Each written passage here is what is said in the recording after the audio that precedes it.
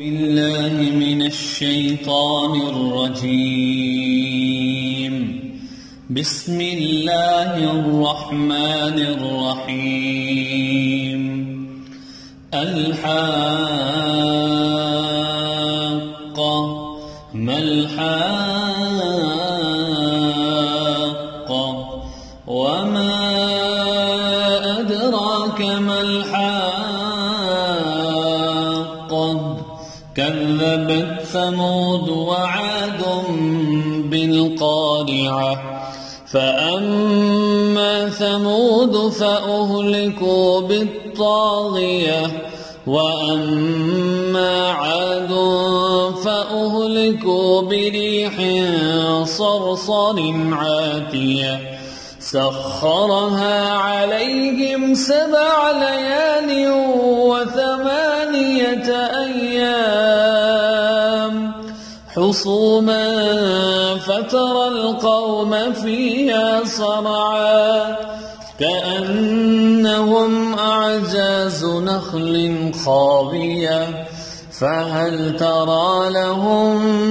من باقية وجاء فرعون ومن قبله والمؤتفكات بالخاطية فعصوا رسول ربهم فأخذهم أخذة رابية إنا لما طغى الماء حملناكم في الجارية لنجعلها لكم تذكرة وتعيها أذن واعية فإذا نفخ في الصور نفخة واحدة وحملت الأرض والجبال فدكتا دكة واحدة فيومئذ وقعت الواقعة وانشقت السماء فهي يومئذ واهية والملك على أرجائها ويحمل عرش ربك فوقهم يومئذ 8 يومئذ تعرضون لا تخفى منكم خافية فأما من أوتي كتابه بيمينه فيقول هاؤم اقرءوا كتابيه إني ظننت أني ملاق حسابيه فهو في عيشة راضية في جنة عالية قطوفها دانية كلوا واشربوا هنيئا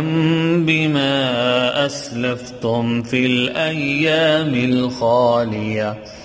وأما من أوتي كتابه بشماله فيقول يا ليتني لم أوت كتابيه ولم أدر ما حسابيه يا ليتها كانت القاضية ما أغنى عني ماليه هلك عني سلطانيه خذوه فغلوه ثم الجحيم صلوه ثم في سلسلة ذرعها 70 ذراعا فاسلكوه إنه كان لا يؤمن بالله العظيم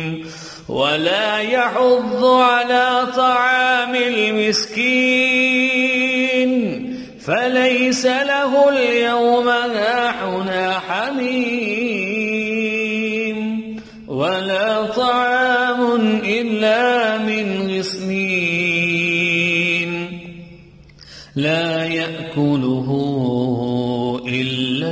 الخاطئون فلا أقسم بما تبصرون وما لا تبصرون إنه لقول رسول كريم وما هو بقول شاعر قليلا ما تؤمنون ولا بقول كاهن قليلا ما تذكرون تنزيل من رب العالمين ولو تقول علينا بعض الأقاويل لأخذنا منه باليمين ثم لقطعنا منه الوتين فما منكم من أحد عنه حاجزين وإنه لتذكرة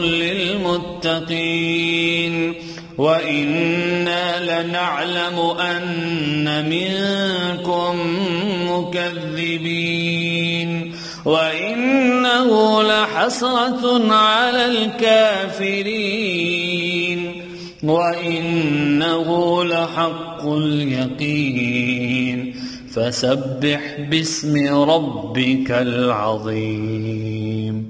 صدق الله العظيم.